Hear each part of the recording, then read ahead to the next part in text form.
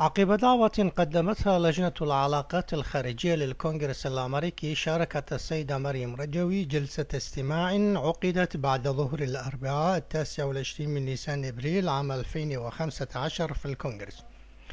وانعقدت جلسة الاستماع في الاجتماع الرسمي للإرهاب وحظر أسلحة الدمار الشامل برئاسة القاضي تيتبو وبمشاركة أعضاء الكونغرس من الحزبين ومختلف اللجان بالكونغرس. وشاركت السيدة رجوي الجلسة على الهواء مباشرة عبر الفيديو من مقر إقامتها في العاصمة الفرنسية باريس. وبعدما قدمت السيدة رجوي بيانها، أجابت على أسئلة وجهها لها رئيس الاجتماع ونواب الكونغرس. فيما يلي نسترعي انتباهكم إلى كلمة للسيدة مريم رجوي. I think we have the electronics working, and Madam Rajavi, we welcome you to the Subcommittee on Terrorism, Nonproliferation and Trade. And the subcommittee is ready to hear your testimony.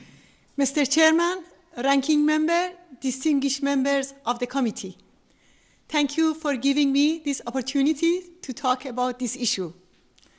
Today, Islamic fundamentalism and extremism under the name of ISIS or Shiite paramilitary groups have turned into a global threat. Islamic fundamentalism emerged as a threat to peace and security when Khomeini stole the leadership of a popular revolution in 1979 and established a religious dictatorship. The Iranian regime has served as the main source of this ominous phenomenon in the region and across the world.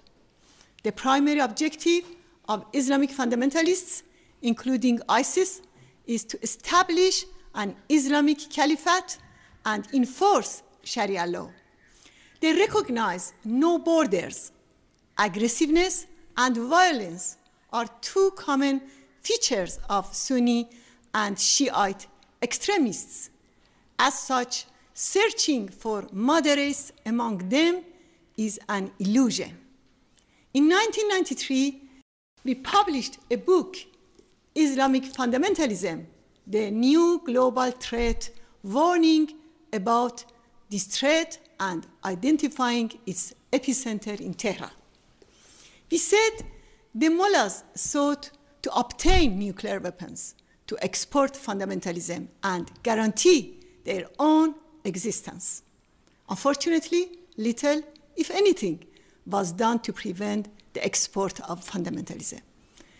Experience shows that in the absence of a firm policy vis-à-vis Tehran regime, there will be destructive consequences.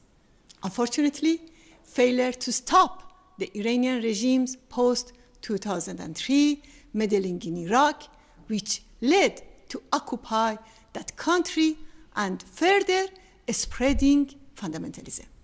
Similarly, crimes committed by Bashar Assad in Syria and the massacre and exclusion of Sunnis in Iraq by Maliki, coupled with Western silence, empowered ISIS.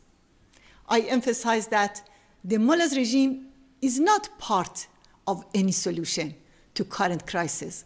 It is indeed the heart of the problem. The people of Iran indeed call the mullahs regime as godfather of ISIS and other fundamentalist groups. The ultimate solution to this problem is regime change by the Iranian people and resistance. This regime is extremely fragile. As evident during the 2009 uprising, the overwhelming majority of the Iranian people demanded regime change. The regime's show of force is hollow and a result of weak Western policy. Owing to the pivotal role of the People's Mujahideen Organization of Iran as a democratic Muslim movement, the Iranian resistance has established itself the antithesis to Islamic fundamentalism.